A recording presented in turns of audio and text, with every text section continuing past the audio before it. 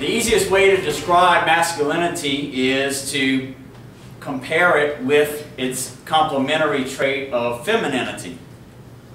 And if we look at a complement, not one from the standpoint of you look good and so do you, but the complement with the E in it, meaning complete. And one of the definitions I found said that it means to complete or perfect.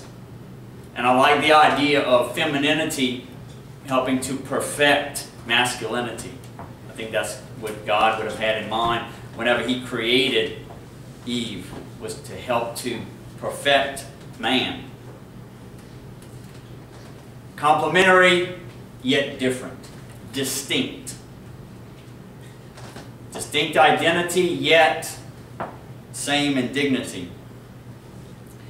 And God had a purpose for that. He made in His image male and female, intentionally different.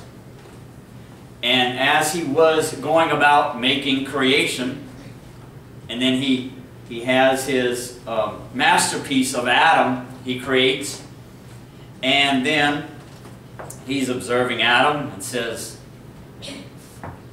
it's not good that he should be alone. Now, He could have said, well, I'll just make a carbon copy of him. We have two guys there, and they'll do the things that guys do. They'll be buddies. They'll go fishing. They'll go hunting. Play some golf.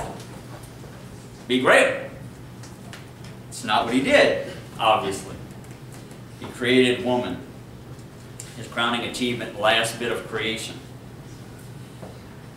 Now, to compare the two. First of all, the obvious. There's the physical differences. Men are bigger, stronger, faster than women. And there's a reason for that.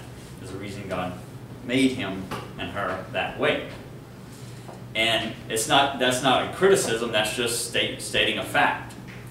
And that might seem to when you state something like that, that might seem to some to be a criticism or politically incorrect or something of that nature, and then the subsequent reaction you would get would be to start hearing of some anomalies or some excuses or differences, some exceptions to that general rule, but that's just the way it is.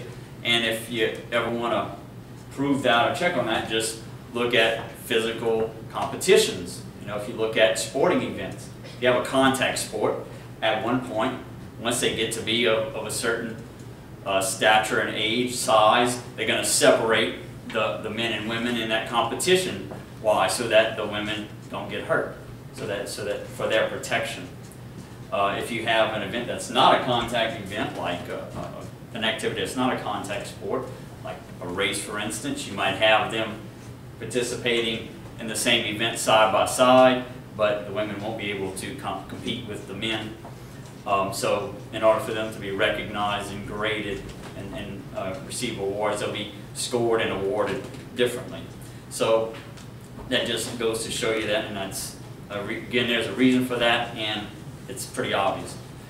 But couple that with the emotional, mental, other characteristic traits of masculinity, you would have men being courageous, aggressive, adventurous, sense of conquest, conquering, subduing, as the Lord told Adam in Genesis, subdue the earth. You know, what does he do generally? You know, he goes about wanting to construct things, and not just maybe a simple structure, maybe a home. He'll want to build a skyscraper, and then a bigger skyscraper. And man just has that bit of an ambition. He's driven to make things bigger, stronger, faster. He does a lot of things with his hands.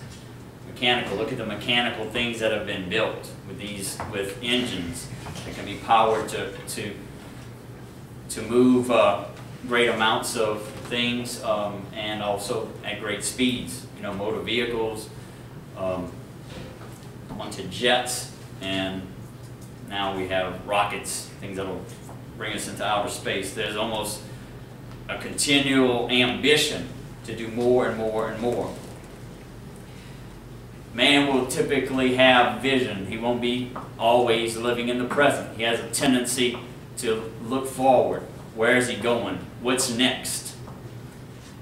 And he's peering ahead to see what's to come. And then he's almost stoic as far as the effect that emotion has on him. He has a very different effect that emotion has on women versus men. Not that he is devoid of emotion, but that it takes effect on him in a different way. And so, to give us an idea of a bit of a working definition, we might want to call it, this makes man pretty powerful. And I like to refer to it as mature power, because it's not this unbridled brute strength that's just wild. That's barbaric. Masculinity should be of the bent of being gentlemanly, valiant.